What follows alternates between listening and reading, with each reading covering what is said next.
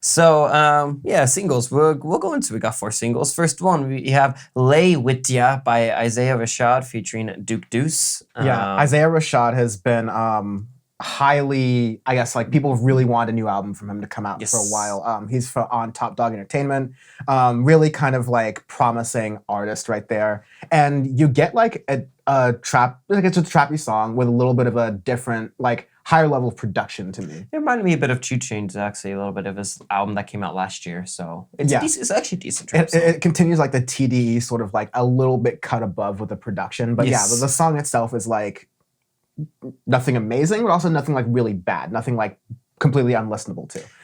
And then we go to What You Need by Don Toliver, and that is literally the exact polar opposite of Lay With Ya, where it's just, this is the trap that we hate. This is the unenthusiastic, just terrible, overproduced, really boring. Auto-tune crooning, just like... horrible.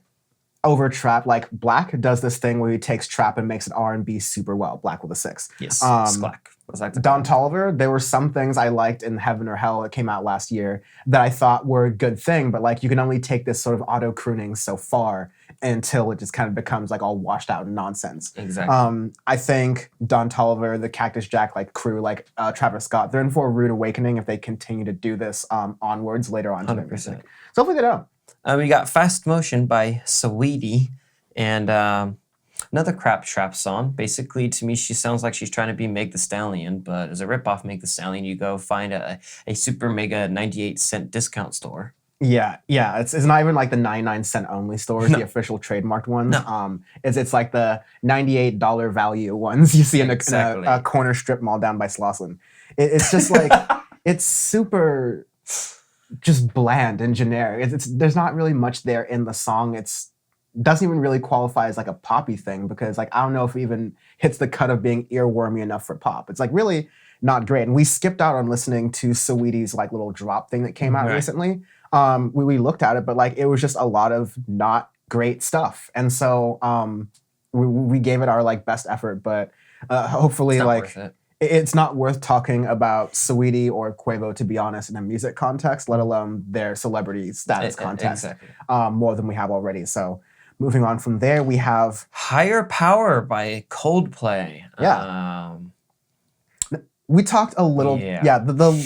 So Coldplay's had a storied history on this podcast, especially with like Sean's history with Coldplay. We did a Coldplay bonus episode a very, very long time ago that folks can listen to. Just search like Coldplay in our podcast, you'll get it. And we reviewed their album that came out 2 years ago, which I actually thought was a step in the right direction for them. I thought there was a bunch of good tracks for them. It's kind of a return to form, and then Higher Power comes out, and it's back to being overgeneralized pop boredom. Yeah. I will say, like, it keeps some of the, like... It's not horrible until the end. The end is really bad. I mean, it's pretty rough through the middle, too. But I'll say, like, the production quality is still, like, as good as the previous album where they made a step in the right direction. The choices they made with that production and the notes in which it goes and all those different things, I think are a step backwards, more to their like 100% more of their everyday Head Full life. of Daydreams. Everyday life. Or I forget which ones, but whatever the catastrophe of colors, as I like to call the album, because it's just a kaleidoscope of crap. And love that alliteration there from Sean. You can tell he's pissed when the alliteration comes out. Yeah, exactly. So it's because that's what their sound was. Because we had a Head Full of Dreams that came out in like 2015. That's when they were completely sold out. And I was like, this is just bad general pop.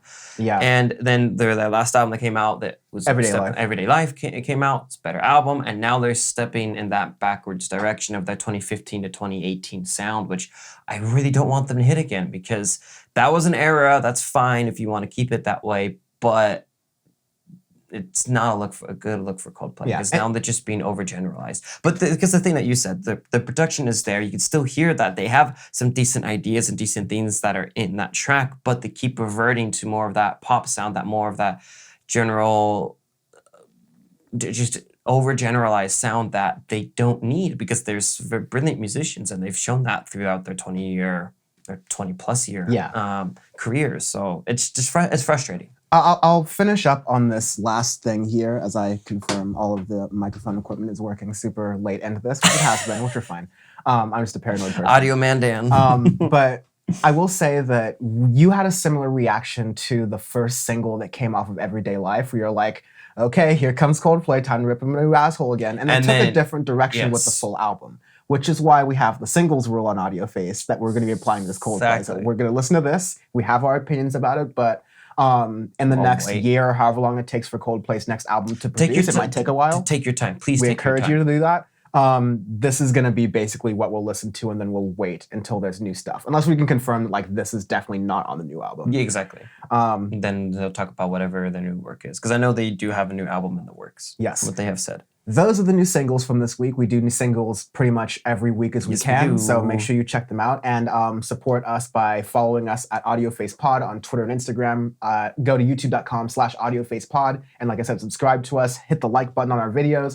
It helps people discover the show more and helps a lot. Speaking of bonus episodes, we've done really good bonus episodes this year. We're in a lull period where we haven't had one recently, but we did one on Caro Caro Bonito a while ago, Daft Punk as well, and we've got some super exciting bonus episode content coming to you later this month that I'm not going to talk about yet, but if you've been listening to Audioface for a while, you know this one's a long time coming. So make sure you check that one out, bonus episodes rides. On the Power Report side of things, I have a really, really cool episode of Power Report that I did. It's a break week, but I decided to give an extra episode, the episode I owed because I skipped weeks a couple of times. But it's with Emma Vigeland of The Majority Report. We talked about, broadly speaking, the new left, maybe taking the cocky feeling that Emma and I have a little bit of a view into what the left might look like in the future. We kind of took the news in a bit of like that perspective. We also shout out our governors, Andrew Cuomo and Gavin Newsom. So that was a fun vibe. Love. Make sure you don't miss out that episode. And sponsored by Suave Hair Gel. Sponsored by Just for Men and Kimberly Guilfoyle's preferences for men. And also check out just the general Power Report panel episodes. We did one on Biden's first 100 days with Sean and Caesar and Bam from We Made It Podcast. So all the Power Report stuff is really good. It's on fire there, powerreport.world, or go to youtube.com/DanFamiliarNet for those things.